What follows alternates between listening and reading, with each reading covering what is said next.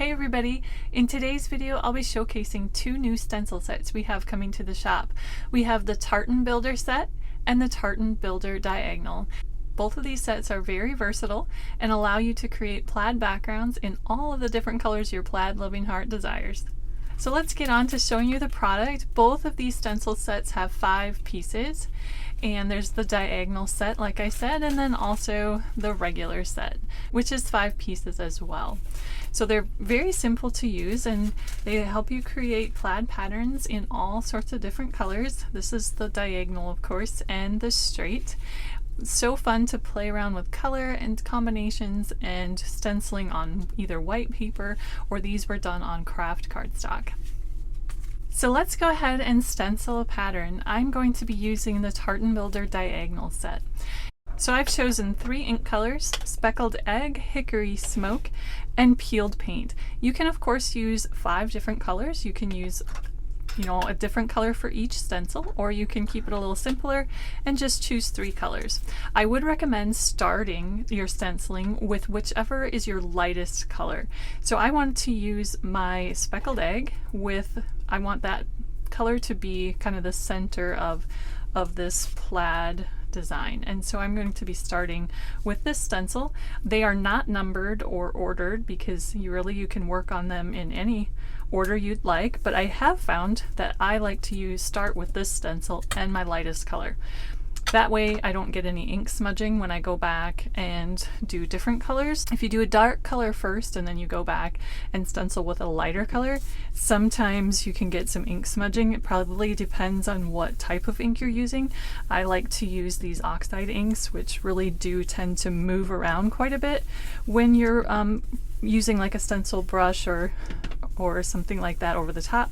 Your bottom layers of color can tend to kind of shift and give off a little bit on the subsequent layers, and so I just found that it's best to start with your lightest color. So I'm just going to go ahead and ink this up and move from step to step and build our plaid pattern. You might notice that I have my cardstock on a sticky mat. I get tons of questions about these. I talk about them in almost every video that I do, and I still get a lot of questions, and so if you are bored with my explanation of what these mats are, you can just mute me for a while.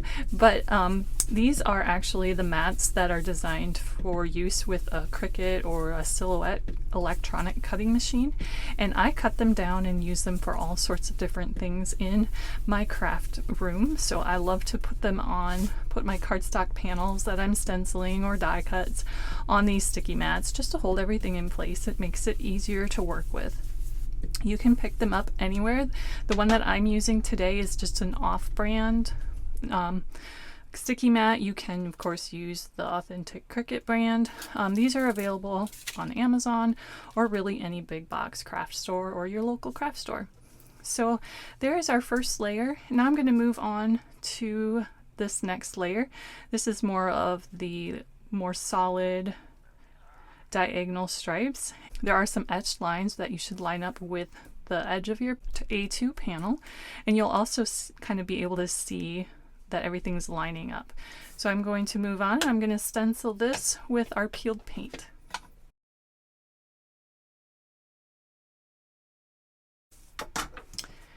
Pull that away and we can see our pattern starting to build. I'm going to take the other stencil that's that same pattern, the same diagonal kind of bulkier plaid pattern, and I'm going to go ahead and stencil that step. I'm also going to be using peeled paint for this step. You can of course use more colors than just the 3. You could use a different color for every stencil to get a more colorful plaid. I'm just keeping my basic today. So you can see our plaid pattern coming together. It's really kind of pretty already the way it is.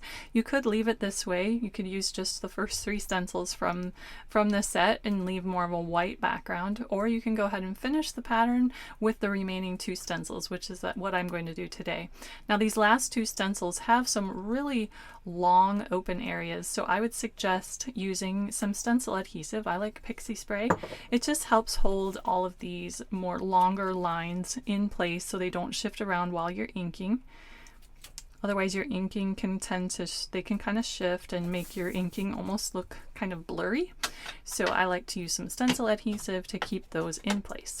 And for this step, you can of course use a stencil brush like I've been using for the first two steps, or I kind of find it's almost quicker to just use a small sponge, finger sponge, and just brush right over those lines. I'm using Hickory Smoke oxide ink for this step. There you can see our plaid is getting even more detailed, and we'll go ahead and add the last stencil for our very final step. Again, I'm going to be using Hickory Smoke.